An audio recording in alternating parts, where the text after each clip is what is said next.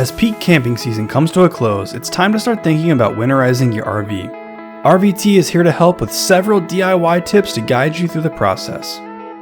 Step 1. Buy the essentials or check to see if your RV already has winterization controls. You'll need non-toxic RV antifreeze, a water pump converter kit, a water heater bypass kit, and basic hand tools. Step 2.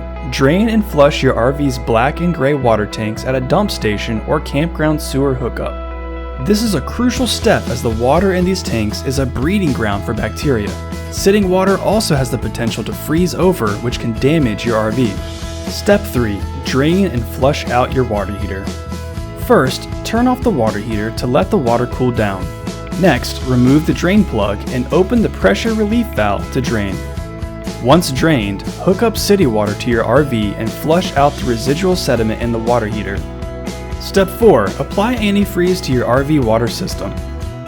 When used as directed by both your RV OEM and the antifreeze provider, it is safe to use RV antifreeze in the process of winterizing your RV. It is most important though to de-winterize your system before using it again once the seasons change.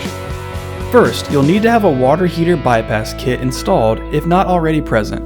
Second, you'll need to install a water pump converter kit to enable the antifreeze to run through your RV. Next, for external faucets and valves, you'll want to open the valves starting at the lowest point.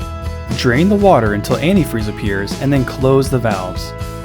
Repeat this process working your way up to the highest valves on the outside of the camper, making sure to run both the hot and cold faucets on any outside showers.